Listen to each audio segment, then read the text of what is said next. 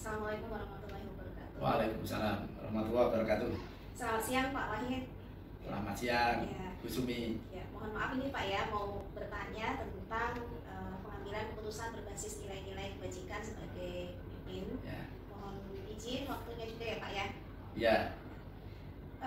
Selama ini Bapak dalam mengidentifikasi kasus-kasus yang merupakan dilema etika atau rujukan moral itu bagaimana Pak cara mengatasinya?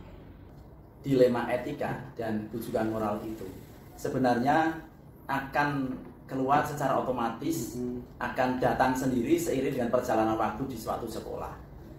Dilema etika yang di dalamnya berisi sebuah kepentingan yang sama-sama benar, tetapi harus dipilih. Ya, yang kedua rujukan moral ini harus dilakukan walaupun aturannya kadang tidak membolehkan. Jadi dua hal itu akan terjadi secara otomatis seiring berjalannya waktu dalam proses pembelajaran atau pendidikan di sekolah. Jadi setelah itu baru kita melakukan identifikasi, mencatat, menulis, menganalisis, mencari solusi. Iya Pak, selama ini bagaimana Bapak menjalankan pengambilan keputusan di sekolah Bapak, terutama untuk kasus-kasus di mana ada dua kepentingan yang sama-sama benar dan sama-sama mengandung nilai kebajikan?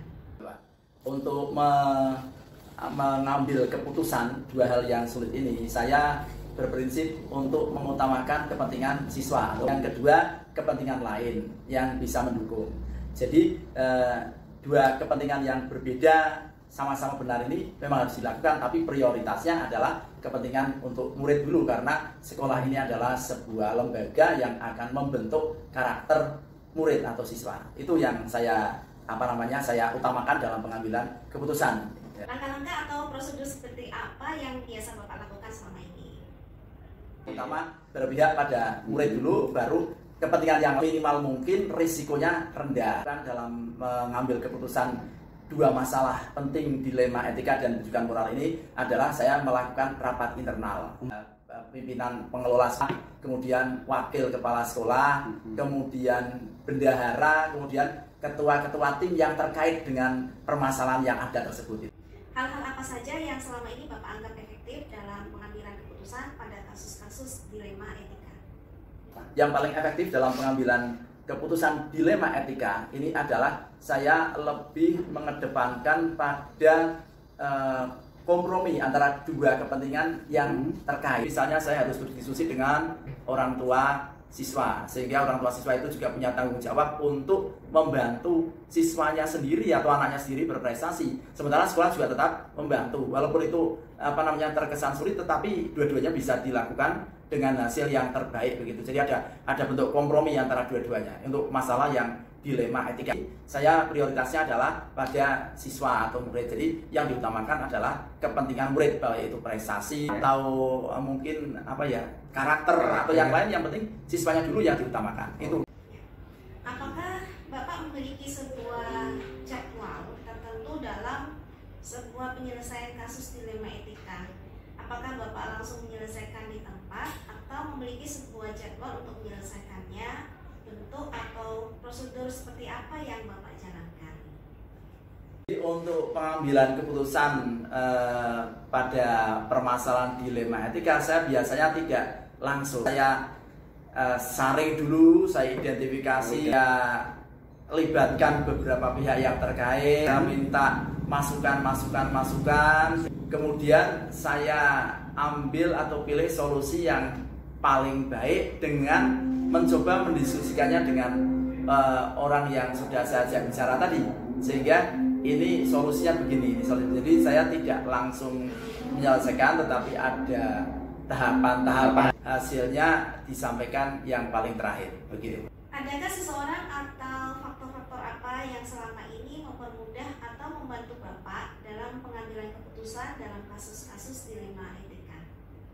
Hal pemecahan masalah dilema etika atau rujukan moral ini, yang pertama adalah peraturan yang berlaku. Jadi dasar pertama adalah regulasi. Yang kedua, saya punya sumber daya manusia di sekolah ini yang bagus, ya bisa diajak berdiskusi untuk menentukan atau menyelesaikan masalah. Yang ketiga, saya punya dukungan komite sekolah yang juga bagus, sehingga bisa diajak bicara untuk menyelesaikan masalah terkait dilema etika atau juga perjuangan moral.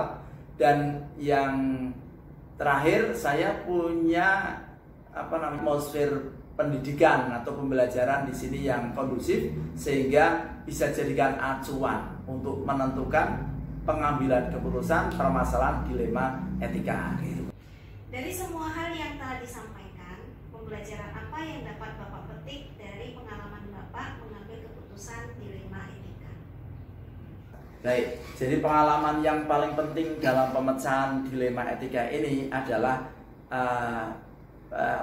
pengalaman yang paling penting bagi saya ini adalah fokus pada pengembangan sekolah, atau yang kedua berikutnya fokus saya adalah pada harmonisasi kerja di lingkungan. Ketiga adalah pada upaya peningkatan kompetensi guru dan tenaga kependidikan. Itu fokus-fokus yang harus jadi pengalaman saya dalam pengambilan keputusan dilema etika ini. Ini pengalaman penting bagi saya. Fokusnya supaya ada prestasi siswa, kemudian peningkatan kompetensi, ya, kemudian satunya lagi adalah sfer pendidikan di sekolah ini. Terima kasih atas penjelasannya Bapak, Ya, dan sama-sama. waktu yang disampaikan. Beberapa hal ini menjadi pengalaman yang berharga bagi saya juga Bapak. Saya kira cukup pertemuan kita hari ini ya Pak ya. Ya, terima kasih Bu Sumi sudah hadir pada kesempatan kali ini. Semoga sukses dan bermanfaat. Terima kasih Pak. Ya, Assalamualaikum warahmatullahi waalaikumsalam. wabarakatuh.